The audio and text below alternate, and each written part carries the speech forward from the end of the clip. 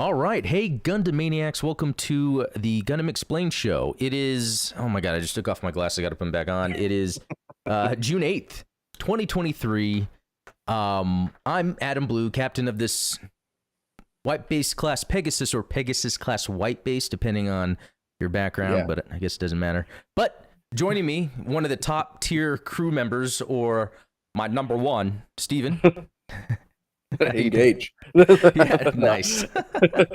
Nah, how you doing, buddy? This is fun. I'm glad that we're. I love that you open with the date every time, because I'm like, this is like proof of life.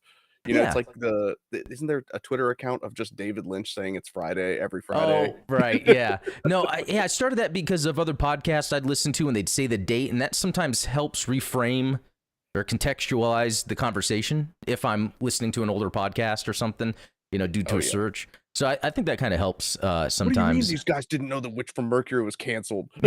Yeah, exactly, right? But no, real quick, just shout out Robert, always first on here. Thank you. NeoX, Ultronomus, Skimmo, GMCal X, Brian Zanichelli, Pinelli, maybe, WebFox, Soka. Oh, I don't think I've seen you around, but yeah, hey, good to see you all. Yeah, no, today, cool show. We're going to talk about Starship Troopers. It's an IP I like, but there's a lot of stuff that has been synchronizing with my love of Gundam, so I thought we'd jump into a little bit of that. Also, you know, with a little bit of GBO2 we'll talk about, not too much, but it has the new suit that's out today is related to ECOAS or ECOAS, depending on your region of the world. That I'd like to talk about that team because that's a pretty badass team, introducing Unicorn. Yeah.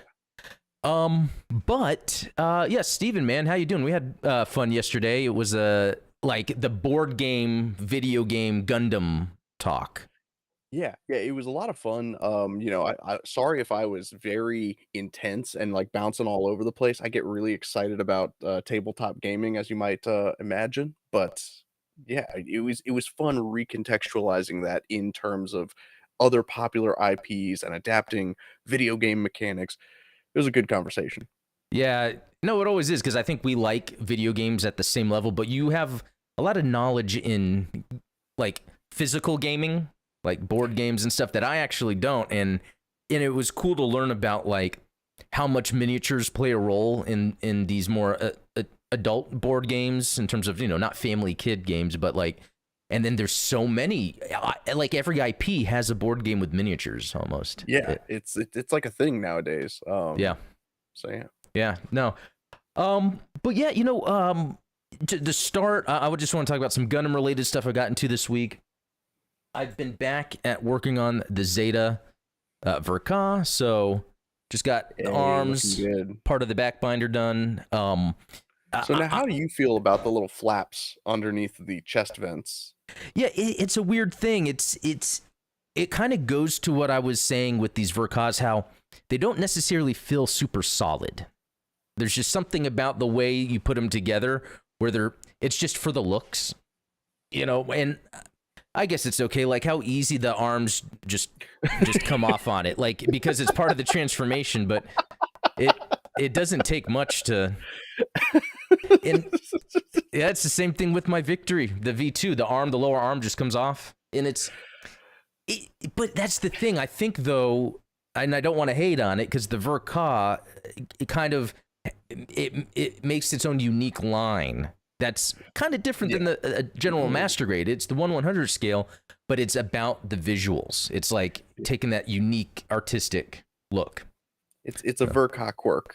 Yes. Yeah, no, exactly. Yeah, I've been working on that, and then the only other Gundam things really I've been involved with is just playing a bunch of GBO2 now that it's on PC.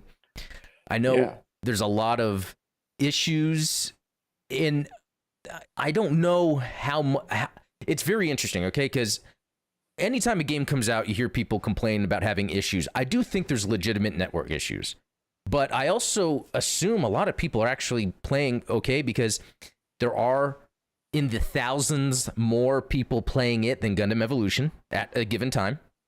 Yep. And at a given time, it's just as many people playing Jedi Survivor on Steam. And I think that's because I was thinking, what is a current popular game that people are playing right now that's a big IP.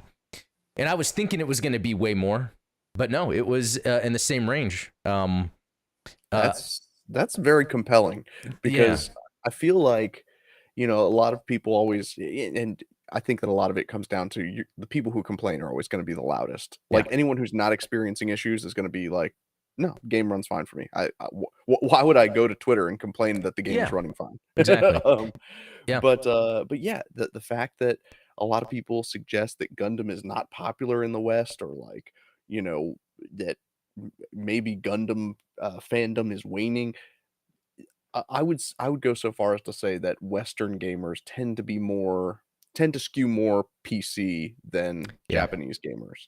I think that if you were to like get a country by country demographic breakdown of the people playing GBO2, you're going to see a lot more of them in Europe and the United States than I think so. No, I think yeah. that's true. And the other thing that's interesting too is how, like, yeah, despite these issues, there are still people, enjoying it. And some of the issues seem like they're network related, but some, and I've helped a couple people in the Discord server, had to do with graphic settings where I don't know if it's the game or just their PC in general, but it defaults to integrated graphics if they have that. And so whenever you go to load the match, it's too much on the PC so I sent over a screenshot to some of the contacts I have at Bandai saying, hey, here's what I've come across 3 times of the integrated graphics issue. And so it could be a bunch of different things. And the other thing too is what's interesting about GBO2 is it's a PS3 based engine, right? Yeah. That is now being ported to PC, and it's peer-to-peer networking instead of server-based. There's actually a lot of things that could go wrong with that. A lot of variables that you really can't account for. And And it's not even on the devs. Like yeah, you sometimes you spec for like the most average PC you can because there's so much variance in PC builds themselves that yeah. like you can't optimize for the best built PC because the majority of the people playing are not going to be on the most optimized PC. There's a And lot. that is a problem that's across gaming right now. It's been big in the past few years. It has to do with DirectX 12, shader compilations, where a lot of these games are coming out pushing the graphics as high as they can, but then the end user has to then wait through shader compilation, or as they're playing the game, there is stutter. And the thing with that is enough people are buying the games to where then that's not an issue for the publisher. They're just like, well, we can still push it. So yeah, no, that is very interesting. The cat is jumping around on her own. Okay. I've got the dog underneath me right now, so No, it's like I like it how sometimes the cat just plays with a ghost or something. It's just going wild. But anyway, no, and then yeah. So and then luckily, because of awesome members in our server, I've been getting so much training. I am so happy now with when I play GBO2 because when I first started, and I think there's no shame in this, when I first started playing back in 2017, 2018, whenever it came out in the Asian regions, I would play. I didn't know about enhancing my unit, slapping on parts, but I had fun just being in the mobile suit, feeling clunky and like a robot. But now that I'm playing with a fresh account on PC, like I know all the new tips. It's like, okay, I know what parts to go get, and I'm having fun. Competitive and Yeah. I'm having fun playing as units I normally wouldn't. Like, there's this what is it? Gira Zulu. No, I don't know if it was that one. One of the Giras. Maybe it is that one. But it's an awesome raid that has this like helicopter, like heavy attack with its it's not a beam saber, it's that double-sided beam saber like on the Gelgoogs or whatever, but playing a little more crazier than I normally would because I am feeling a lot more comfortable. I'm learning the basics. that's awesome. So yeah, for anyone out there that wants to learn that stuff, I've got playlists. I think we have. Do you do keyboard and mouse or do you do gamepad? Gamepad. No, I don't know if that's a joke, but no way I do keyboard and mouse with this game. Believe it or not, there are people out there that are playing keyboard and mouse, and I'm like, you're insane. Yeah, I know. And I've always loved this my boss at my job, I remember when I first got the job, we were talking about games and how he beat Dark Souls on PC. And I was like, oh, that's cool to meet someone that's beaten it. And then he mentioned it was on keyboard and mouse. And I'm like, wow, I don't think I could do that. I mean, maybe I'd have to really practice, but I'm just, when it comes to third person, action in like controller, it's just easier. Well, because the big thing is that, the mouse look for GBO2 is not optimized the way that it would be for a first-person shooter, and that's Exactly. because the turn speed of mobile suits is a stat in the game. You can't. It's not So one-to-one it's like, aiming. It's just how yeah, fast that. And what's cool that I've learned is there's parts I can slap on to make the turning speed faster, and that has exactly made a right. big difference. And it's like, wow. Exactly right. So That is the most valuable part. Honestly, I used to spec all of my builds where it was like, I just want strengthened leg armor, I want a strengthened frame, I want strengthened frame level 5, I want to max out my hit points to where I'm like, I've got a Zaku 2 that's got like, 30,000 hit points or something like that. Um, yeah, that but no, I have learned. yeah, no, it's great. And yeah, so really my week has just been spent when it comes to Gundam, that GBO2, and then kind of working on the Zeta. Usually it's when I'm in like a work meeting that I don't need to necessarily be super active, so I'll just kind of sit there and build on the side. It reminds me, I didn't think about this until later. I don't know if you've watched The Wire before. The show The Yeah. Wire. There's that guy, and I forget his name, where he would sit there and build little furniture or something, crafts. Yeah. The detective, and I thought that was just kind of a neat thing because I think that's kind of a busy sort of thing to be doing. It's better than scrolling Reddit, which Yeah, don't be doom scrolling. doom scrolling, Um, yeah. well, that's like one of my favorite things about like Law and Order is like there's that trope of the fact that every time they go to interview someone, they're at their job, and so it's like they're loading bags of flour onto Oh stuff, and they're yeah, like, that's "Nah, right. I didn't see him over there. I haven't seen that guy That's since last week." exactly it.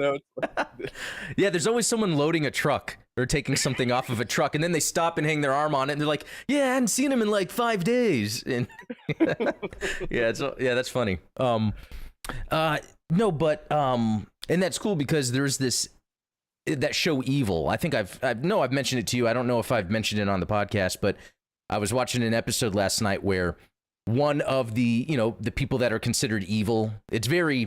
It's not black and white. Let me just say, like, it's not like it's very well done, but they have this office set up where they create articles and post things to get people to continue to doom scroll. And they even say it, make people doom scroll. We want doom scrolling.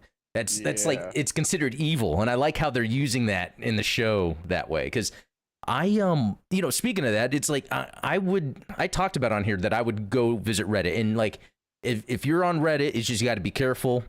But I actually the other day uninstalled Reddit from my phone because I was just like, you know what? There's enough of this stuff I see I waste my time with. Seeing people be mean is what it is, and I feel like I have to be like, don't be me. But no, I was like, I'm going to install it.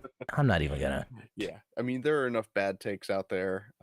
Yeah. You can't respond to every single one of them. So I know. So, and what's funny is I then got on YouTube, I was, what do you call it? When they suggest a video about like someone reading 100 books in a year, and I'm like, wow, I haven't even done a book in a lifetime. No, not really, but I was watching the video, and she was talking about how part of it was anytime she thought she wanted to scroll on her phone, she would just start reading a book, like keep a book somewhere around. And I even thought about that for when I'm going to the bathroom. I want to stop bringing my phone, and I want to, because that can trigger something. I could be scrolling because I'm bored and be like, oh, look at this, and then I change the rest of my day. that's part of the reason that I've started bringing Gunpla to the toilet with me, so that I'm not on my phone while I'm pooping. There you go. There you go. You get real time weathering. Okay, that might be gross, but no. That's yeah, cool. no, like you said, if you're struggling to get through your Gunpla backlog, maybe instead of picking up your phone, pick up a kit. That's a good idea because it's really your mind is just trying to find something to do. Yeah, but yeah, no, let's move on because the other thing that I've been doing, because really I've just been playing GBO2 and building the Zeta, is because of that Starship Troopers game that came out on PC. It's in early access. It's exactly what I would want out of a Starship Troopers game. It got me back into that series because I've loved it. I saw the first movie in the theater where my friend's parents dropped us off, and then I think we couldn't buy the ticket, so we had to call them to come back and buy the ticket because it was rated R, but it was still like watching that movie. It was like, it changed, that's around the time like Army of Darkness, a few years later, Starship Troopers, and then Blade. That's when I was like, man, movies are awesome. I want to get into that. Peak cinema. Yeah. It's really... And so I watched Starship Troopers, and I was showing my son, but I skipped through some things that are probably questionable. But yeah, we see enough of Dizzy. Yeah, no, right. But it's just awesome, like to see how cool like he thought it was, where you have all these troops fighting these swarms, But also, it's like I did at the time, I didn't get the subtext or what it was trying to.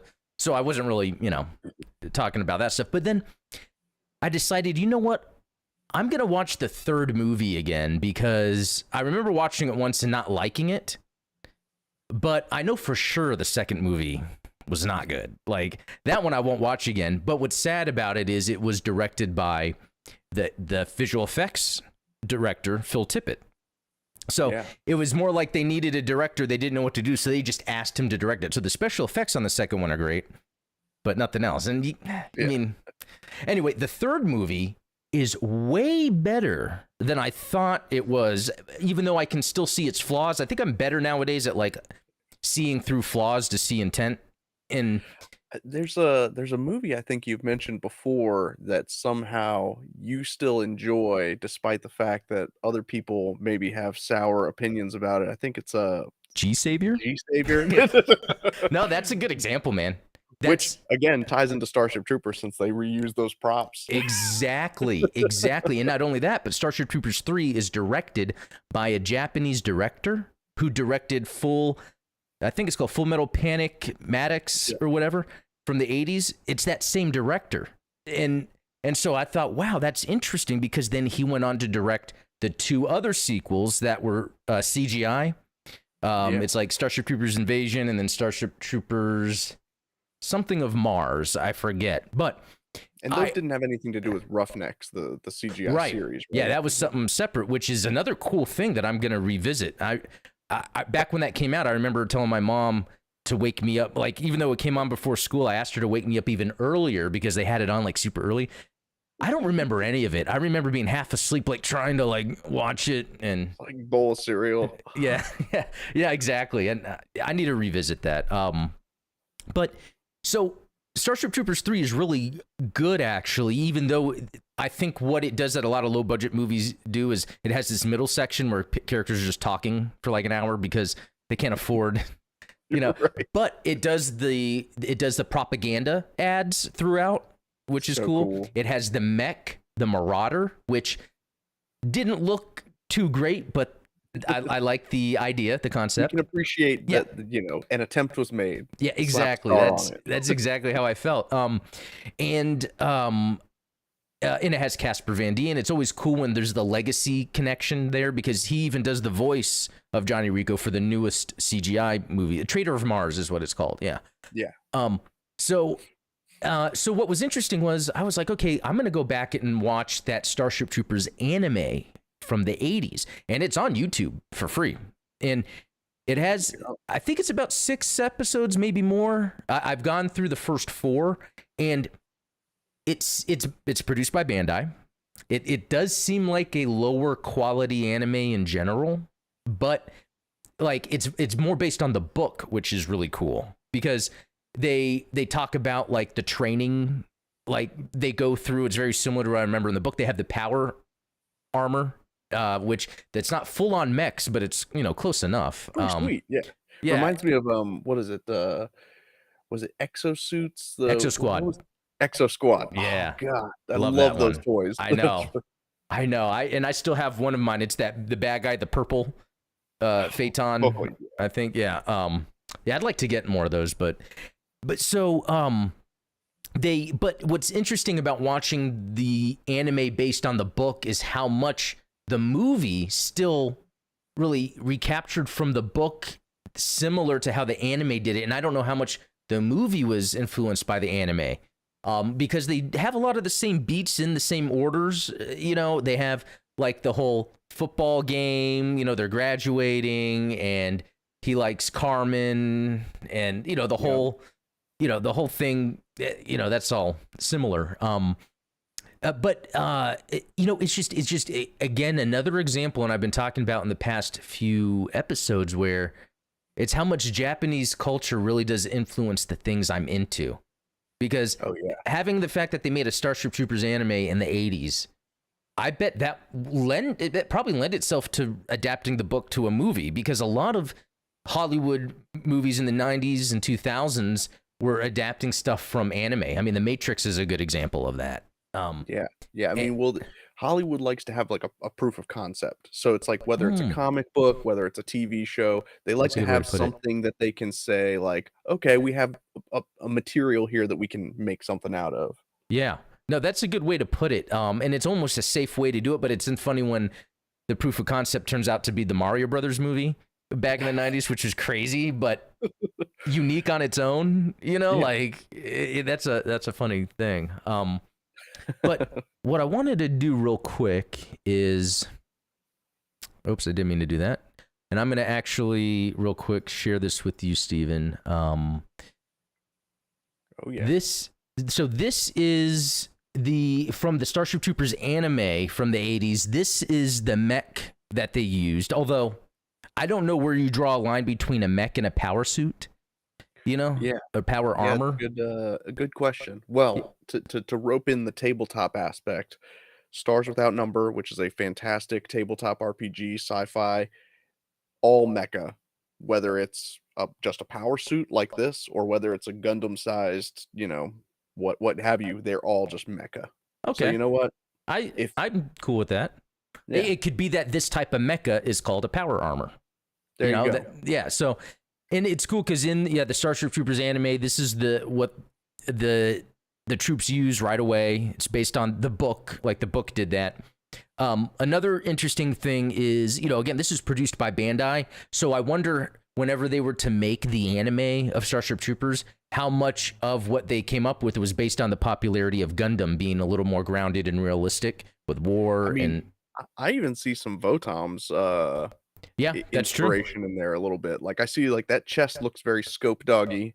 I mean even kind of the general more domed top in a way. I mean, it's not necessarily, but it has the little sensor on the top. It has the visor.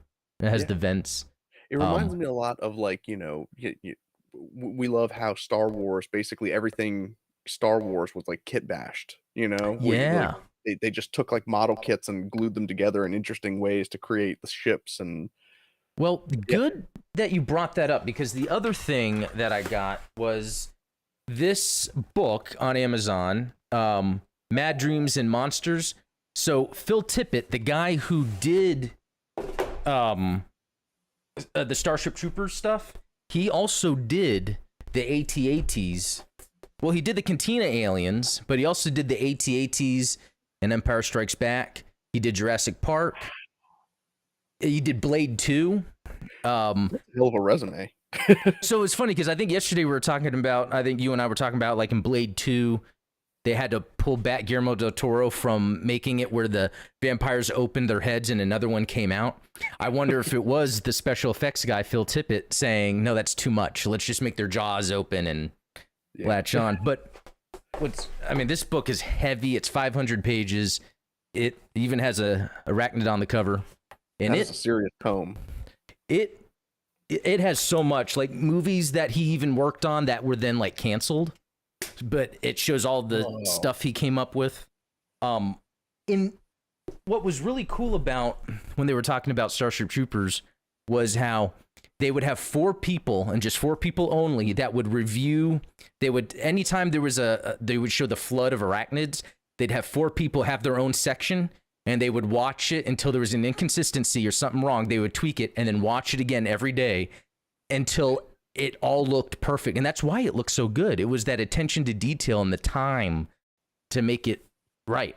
And I think that's, it's pretty awesome. And I think, and it's funny because I feel like that's what makes a lot of this Japanese storytelling effective, especially the adult themed stuff. It's because of that attention to detail. So it makes sense that this Japanese anime from an American book was then adapted as an American movie in a way, and then now the Japanese have kind of taken over the franchise. The last two movies have been a Japanese director that made an 80s anime. So again, just kind of that cool. And I think that, you and I talked about this yesterday. To me, the medium is part of the art, right? So a lot of people Oh yeah. complain that like the 90s film was not close to the book like at all. And that's fine because the film was trying to do something different than the book was. And Yeah. so, they cut out entire sections and you didn't have the power suits and stuff like that because basically they were trying to communicate the message of like the propaganda and the campiness of it and that what is it, jingoism. Yeah. And I think that the movie nailed what it was trying to do. That's right. Like instead of, in the book, there's different aliens and they're a little different. The movie does a good idea of just focusing on the bug aspect and making that the main antagonist while the characters are living through the world. But you would even, as an adult or something, might think, oh, the world is the antagonist almost. But no, that's more of a dressing for the bad guy being the bug. It's very interesting. Anyway, I just wanted to bring up the whole Starship Troopers thing because I find it fascinating how much there's these parallels with how I'm getting into anime and the Japanese storytelling and how I've always liked Starship Troopers, and it's just in line with, Yeah, and it's very similar to like, Gundam Igloo, like the way that they kind of framed that whole propaganda aspect the same way that Starship Troopers did, where it's like, oh, everyone be afraid of the Zuda, like that's the no, that's a good point. That makes me want to watch MS Igloo more because it is like a little Starship Troopers series. probably about the same quality CGI. Yeah, no, really. So I want to bring up something. So in the third movie, they had and it's not on this page, but it had like the mech. It was okay. It was cool that it was a mech. It was called the Marauder. So in Invasion, they have which is the sequel to that, the CGI sequel. They had the Marauder Mark II, which is a play, in the first place, I think the Marauders are a play on the power suits from the book. So it's cool that they're introducing those concepts. But I love how the Marauder Mark II, plus I like the Mark II and Gundam. I know that's kind of a general term, but if you guys ever have a chance to watch Starship Troopers Invasion, I think you would love it. Johnny Rico gets his Marauder Mark II. I mean, fighting aliens in a mech is awesome stuff anyway, so. You can't get much better than that. Yeah, I know. But yeah, so have you seen all the Starship Troopers movies or just the first one?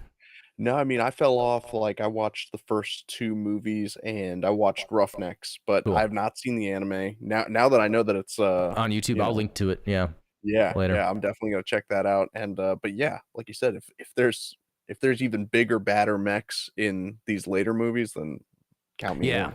And, one last thing I want to end with that I find interesting with Starship Troopers 3 is there's the Sky Captain who is like the main captain. Everyone sees the person. They talk about what's going on in the Federation, all that stuff.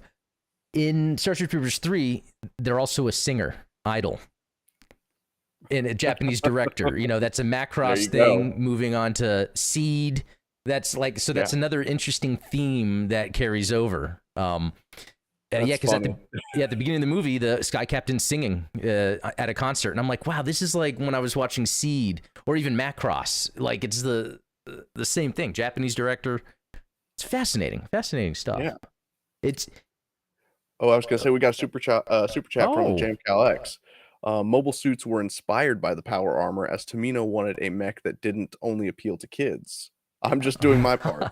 Wow. Oh, you know what? I have never heard that before, but it would make sense that Tomino had to have read Starship Troopers because his book, I have the book, the original book, and it has that same feeling when you're reading it. Like the book came out, in the 60s?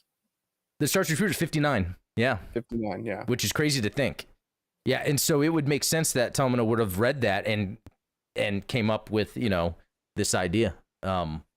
Yeah, I think that's cool. Thanks, JamKLX, for that super chat. I appreciate that, and that's a really good point. I'm glad you brought that up. Yeah. Moving on.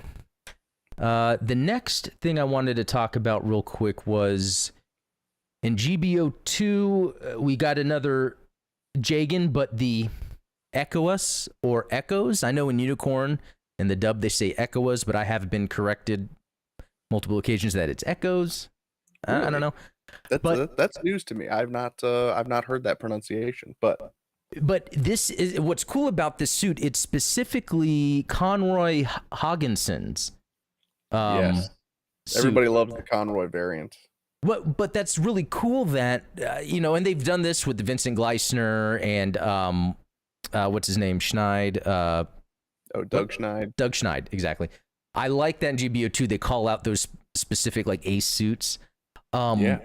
So yeah, it's cool that just another cool suit in GBO2 if you want, and I like how they always add neat, interesting things. To me, it seems like this is like, and I could be wrong, I was waiting for Talos to correct me, it's like the Federation version of the Gira Zulu, which was a raid unit that had this beam gun that could stagger enemies easily, and this one has the same. Yeah, but the first mobile suit that carries a handgun, which is like pretty cool. Is it the first mobile suit that carries a handgun? I'm pretty sure. I mean, well, unless you count the beam spray gun, but yeah, like no, the Conroy Jagan, I can't think of like the one that's yeah. And I think later on they just added like in Code Fairy it was the Battle Alliance. They add that new GM Gathrode, I think, that has handguns. Unless I'm thinking of the one from Code Fairy. But yeah, is that really? Yeah, I can't really think of any other handguns. Typically have like rifles or something like a larger. Yeah, that's a good point. And then I like the idea. Then it would be like RoboCop, how these mobile suits could have their like thigh open and then they can take out a handgun. Exactly, or like Pat Labor. Oh yeah, that's right. I started that and haven't finished it. Yeah, that's a good one. I need to finish that. Yeah, so ECOAS, I like, it's like Navy SEALs because it's like Earth colony asteroid. I love that idea. And I also like how they're like special forces, but they're like good guy special forces within the Federation. Because in Unicorn, there was where the Federation was kind of bad, or an aspect of it had influence, but they were like, they kind of knew what was best. Because normally, in some fiction, there's the special forces that are doing what they're told to do, and so they're like a formidable bad guy. But that makes these guys really cool, especially the Dakuza Mackle character, like how he would talk with Benager and all that. He comes off as he would be like this mean bad guy, but he's like really a cool badass. He's got like a code of honor and like that's a good way to put it. Integrity. That's something that you come across, I think, occasionally in all Gundam series. I touched on it during one of the dissecting Gundams. It's like a character like Emma. Like Dagaza reminds me of a character like Emma, where it's like even if they're on a side that's not acting in the best interest of everyone, that individual person has integrity. That individual person has a code of ethics that they abide by. Yeah, that's very cool. Yeah, Emma is a good like example to really explain any character that's like that, because she literally changed sides to where it effectively, and I don't remember the details, but could have harmed what family she had on Earth. Because they could easily hold her family hostage like they did with Camille's parents. Exactly.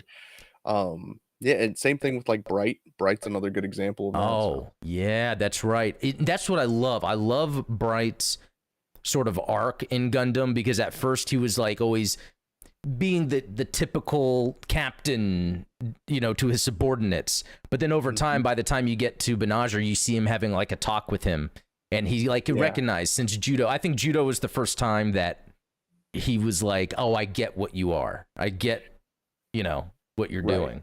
Like he can see had, that. At that point he had a family. He had Hathaway and he had Min.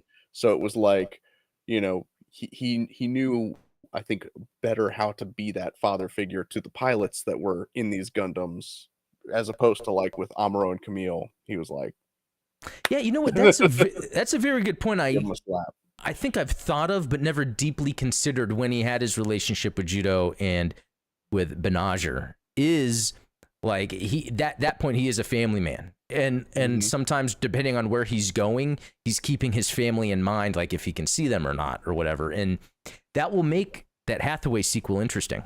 Yeah, absolutely. Yeah. So, okay. So with the ECOAS, yeah, and it even says they were first seen in '94. So, yeah, the Earth Federation Space Force Special Operations Group ECOAS is a unit in charge of detection and cleanup of remnants of the Neo-Zeon forces and other operations that cannot be completed by regular military units. ECOAS is authorized to engage in a wide range of activities from military to police affairs and is even empowered to conduct public security investigations, albeit on a limited basis. Now, that almost sounds scary for them to have. It's like Judge Dredd level. Yeah, to have that sort of power and then can kind of dictate things on behalf of the military. But it says they had a relatively short history, having been established immediately after the Second Neo-Zeon War, which would be Double Zeta. Second Neo-Zeon would be Char's counterattack. Oh, Char's counterattack. That's right. Yeah. I feel bad that I don't like it that much because then I always forget it. That is horrible. I know. I feel ashamed. I really do. I need to just force myself to watch it a lot to like get it ingrained in my mind. Yeah, give me 40 Hails to Zombies and yeah, later. I'll do that later. Yeah. No, but okay, yeah, Second Neo-Zeon War of 93. Okay, yeah, there we go. A similar mission is carried out by the Federation Forces Independent Task Force Londo Bell, which is interesting because I always saw Londo Bell as kind of that role. They were almost like their own special forces that were kind of used for special operations, but I guess in Unicorn, because of the relationship with the Gundam in the first place, that kind of went against the Vist Foundation's sort of ideas they wanted to use with Federation. So, well, and Londo Bell kind of had their hands tied because, I always think in Char's counterattack when Amuro and Bright are saying like, let us oversee the disarmament of Neo-Zeon. Right. And it was Quest's father who was like, nah, we got this. You guys sit back and watch the show, which, as it turns out, is him getting killed. Yeah, which is interesting. So that could mean, and I was seeing that Conroy Hogginson, I think, is 35. So he would have been, 25 or so when all this, he would have had a history enough of Zeon, of a soldier, and not high ranks of Federation to know what is right from wrong. So I can understand the ECOAS team then being where they have this kind of power, but not using it for bad, and they're actually using it for good because they've kind of witnessed as soldiers. They're kind of like the good guy Titans. Yeah, it's like this is what the Titans should have been. Yeah, but no, that's good. I like that. Okay, so yeah, I wanted to look at some of the. So yeah, with ECOAS, what's interesting is the Jagan seems to be like their main suit, which that was first seen in Char's counterattack. Is that correct? Yes. Okay. Jagan was first in Char's counterattack. Okay, so that's what's cool that it's like in Unicorn, because that's kind of like I guess maybe by Char's counterattack, like that suit was so good that Special Forces would have it modified for them. Yeah, basically replace the GM with the Jagan, and then of course, where the Titans got the GM Quell, ECOAS got the Jagan D-Type. Okay. Or at least that's how I would relate to it. I could see that. Yeah, that's and it's interesting because I would sometimes get the Jagan and the Jesta confused. And I think understandably so, because A, the name is very similar, and B, the purpose that they serve. If ECOAS is like your special forces for the Federation, then the Jestas were like the special forces of the Vist Foundation. So it's kind of like they serve the same role. Yeah, because I would get confused sometimes, like especially that beginning attack, with the Kshatriya, and at the beginning, like what it's fighting and all that, and but the thing is, these are really cool looking suits. Like they're really like a GM, like fully realized, I guess. Yeah, I would say that's a fair assessment of them. Yeah. And then there's the D50C Lotto, which is really cool because not only is this like a transformable tank mech, but this was also the one that was done by SNRI before they made the F90 and F91. Which explains why it's so small. Yeah, that's right. They knew that technology early on. Yeah. And it's cool because I think, and I need to do this, and I haven't done it. The gumplet that they sell of the Lotto, it's 2 of them, if I'm not mistaken. Yeah, and I need to get that because I mean, a mecha that looks like this that also transforms into a tank is badass. Like, oh, and then look at that long front cannon. Yeah, that. Yeah. So, were there any other? I'm trying to see. Were there any other mobile suits the ECOAS used other than the? I don't think we got to see them that much. What's that? Because I mean, I don't think we got to see them enough for them to have more than just the it's true. Vegans and the Lotto. Lottos. Yeah. Because like you said, they were disbanded before Narrative, right? Or did they? Are they still around? Yeah. No, that's a good question. Let's see. First seen in '94. Doesn't say when they were last seen, but you know, it's Subdivision Manhunters. So yeah, and that's in Hathaway. Ooh. And that Manhunter Jagan is really sweet.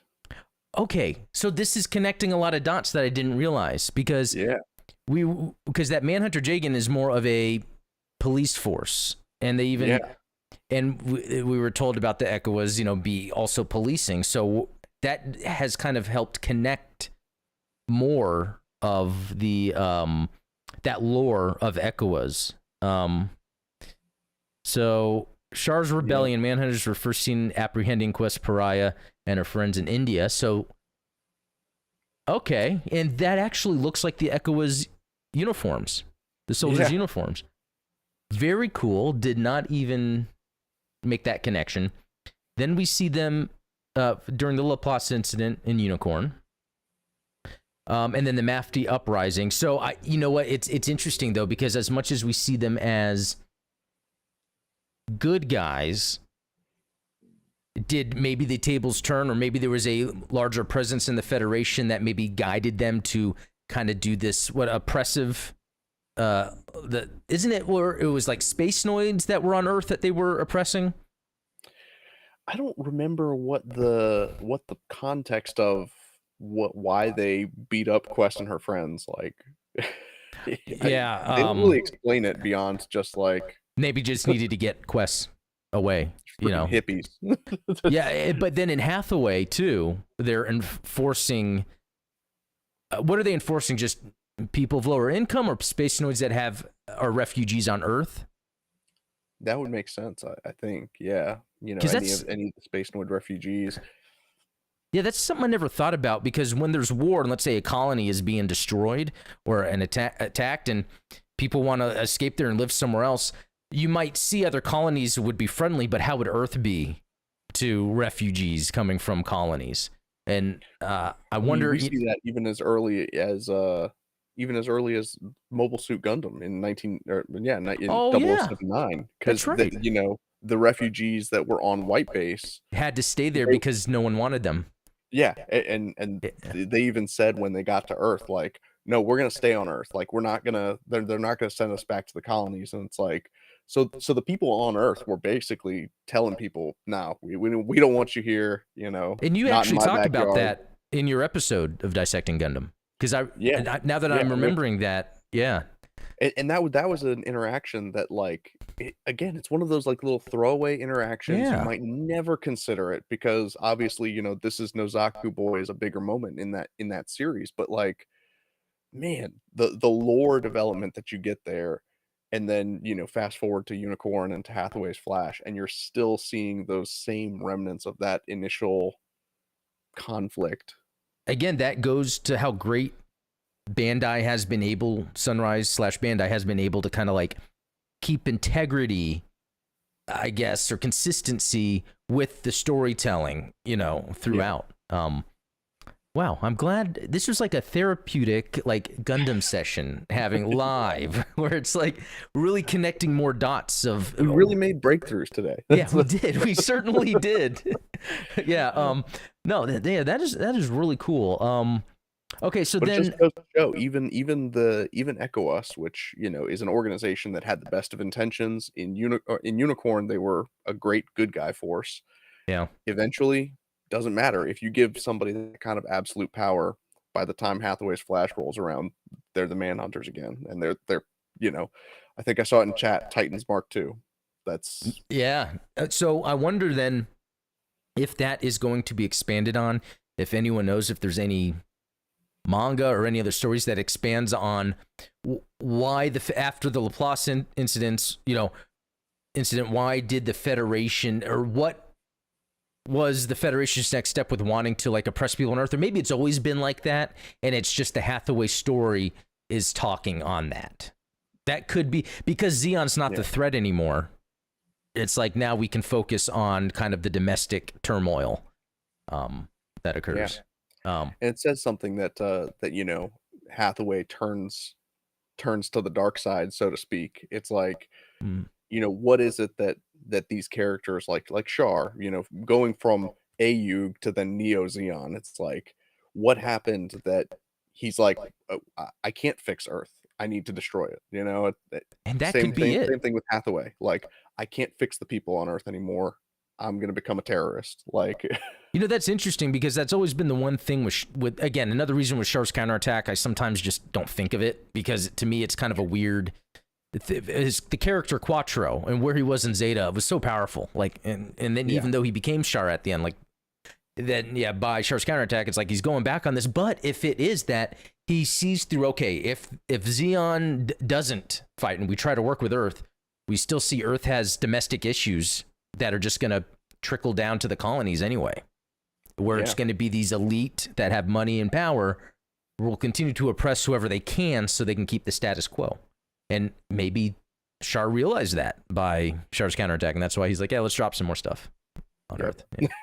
Yeah. Yeah, very cool. So FCPO, so a criminal police organization. So this is the one that, it's okay for people who illegally stay on Earth. So that's interesting. So it is like refugees or people trying to escape. Yeah, I guess there's not much the Earth information. Federation version of ICE. Yeah, that's right.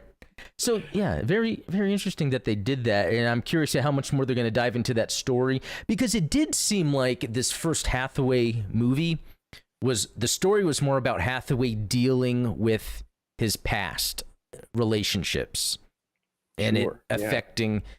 There was a little bit of the world building, like when he was in the cab, but it's not like that changed his mind necessarily. It made him think about it, but in the end, he still wanted to go through with his plan. So I wonder and I've heard that the sequels are going to be different than the novel. So I wonder for the next movie, if they might open it up more to the world, like the plot of the world instead of Hathaway and Andalusia. Yeah, whatever her name is. Because the first episode really is a reintroduction to Hathaway as a character because, outside of Char's counterattack, we don't get to see a lot of him, so we don't really understand who he is. And so, like you said, while it's sort of him unpacking and dealing with some of his past traumas and his issues, it's really us getting to know those issues because we never saw them. You're right. That is a good way to put it because it's almost kind of saying the same thing again in a way, but it's reintroduction that helps kind of back his motivations. So then that makes me wonder when it comes to GBO2, like, I wonder if we're going to get those Hathaway era suits. We're getting stuff from Narrative. I mean, okay, I'm just going to throw this out there. Okay. Manhunter Jagan, yes, where you can have two players. One player is manning the turret inside of the Manhunter. That is a good idea, actually. Like it could be something where if two teammates are battling and one has that Manhunter, they can get out. Like if their suit's gonna blow up and get into that gun turret, and that would be pretty neat. Like oh man, I've got 15 seconds to deploy. because my mobile suit is destroyed. I'm just going to deploy as a pilot and hop in the Manhunter and Yeah, like, no, that's a good idea. You know, and that would be a good suit because I like the idea that they can make it where it would just be a ground suit. It obviously wouldn't be space. I mean, it could, but it'd probably be more a ground suit. But also, it could be that its skill is when you press the skill button that it has this guy auto firing from the crotch, you know, and then and the idea that it could be blown up, so then you lose that, but you still have your I hope Bandai's listening. If not, I'll email them. yeah, that is a sweet idea. Yeah, but yeah, if GBO2 also got like the Penelope and the Kasai Gundam, obviously it would be, you know, would that be 800 cost? Yeah, would those be the first 800s? Because Yeah, and just massive. but I Like, wonder if because the Unicorn has the NTD system that still makes it more powerful than the Penelope. And the Penelope, I mean, I was about to say it would only be space, but they do fight in the atmosphere and it does land. But it's not like it did land battles, you know. yeah, I mean, it would be kind of game breaking because it's like you think about, you know, mobile suits like the Goof flight type that, you know, that's a raid that can hover for Yeah. short periods of time. But the Penelope and the Kasai, those with their Minovsky flight systems can just fly. Yeah. So Yeah, it would be neat if we start getting those suits that, and I think this is the same with F91 and Victory, where those suits are ones that are atmospheric. They can just be in the atmosphere and fight, which is cool. You know, yeah, that might be its own thing. But anyway, enough game talking. We have so many game ideas. We could be our own game studio and just make a bunch of game money. We got to do it sometime. We will eventually. we really should. It's happening. Yeah, it's happening. It is. Well, I think that's about it for the show. You know, that's really all I got to talk about today. I don't know if you have anything else you wanted to add or bring up. No, this is a fun one. I learned so much more about ECOAS as a group, you know, I that know. and it's stuff that you really can't parse from the series themselves. And because you don't really think of it, because a lot of it happens to do with how things are named. And so from that, it's like, oh, does that mean this was their motivation or their intent in this scene? And then it's like, oh, Yeah. but what does that mean? And then, yeah, your Dissecting Gundam episode, I remember when you were talking, and I guess I didn't really realize it as much when I was watching the show, but you breaking it down as that's like a refugee situation. Like, it makes sense. And then Gundam has been able to carry that throughout until the latest entry. So, Yeah, I mean, I can't even imagine the scale of refugee crisis. You know, I mean, obviously, we're experiencing refugee crises on Earth contemporarily. You know, imagine on the scale of Gundam, you know, you might have an entire colony of people that need to be, and even in Char's counterattack, that's one of the core conflicts. Is it's like, you know, Char says himself, they didn't have enough space on Earth to accommodate refugees, so they took two colonies and stuffed them together and put all the people inside, and that's why you have, you know, Sweetwater being such a hodgepodge colony. And wasn't that why they were just willing to give it to Char? Wasn't that the case, if I'm not mistaken? It was, I mean, it was kind of a pit, and he mentions how like it's two different types of colony. So they have like the closed type colony and the open type. So, you know, on one side it's got the colony mirrors open, and on the other side, I mean, I can imagine if you can imagine like walking from one side of town to the other, and then all of a sudden you're walking into like pitch blackness because the colony mirror doesn't reflect to that side. So like you're not getting any sunlight on that side of the colony.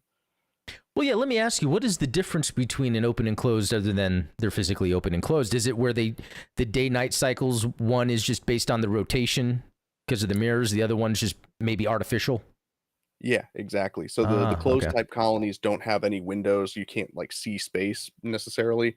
They, you know, use artificial light to kind of simulate a day and night cycle. But the open type colonies use those giant mirrors that are fanned out and draw sunlight in and reflect it into the windows of the colony. Wow, that's cool, because I did a video about the colonies, but I didn't go into that detail. That's actually pretty cool. It's a pretty cool, and It's one of those things where, like, Tomino gets so much credit for Gundam. I like to shout out some of the other men that that helped to write and develop some of this Oh stuff yeah, for Gundam. It's like, I mean, even the idea of Minovsky particles, yeah, that wasn't something that Tomino came up with. That was the scriptwriter, like, yeah. Trying to explain away some of the way the things would work, and I love that. Yeah, I love Yeah. getting into the weeds of how is this possible? How can this be possible? And how do we make it realistic? Yeah, that's Yeah. cool stuff. Well, yeah, again, thanks for being here anyway. You always help really And bring out the coolest info in these conversations, and dude, I love being here, and these are the awesome. best kind of conversations. Yeah, So, I know. It's great. And thanks to everyone in the chat too. I appreciate the super chat and all the conversation that's going on. If you guys ever want to carry over the conversation, there's that lore channel in the Discord. We can continue to talk there because I thought this was some pretty neat stuff. So yeah, we got deep in the weeds on this one. yeah, I know. That was great. Well, okay, that does just about. I'm really bad with this phrase, but that just about does it for today on the Gundam Explained show. All have a good rest of the day, and we'll talk later.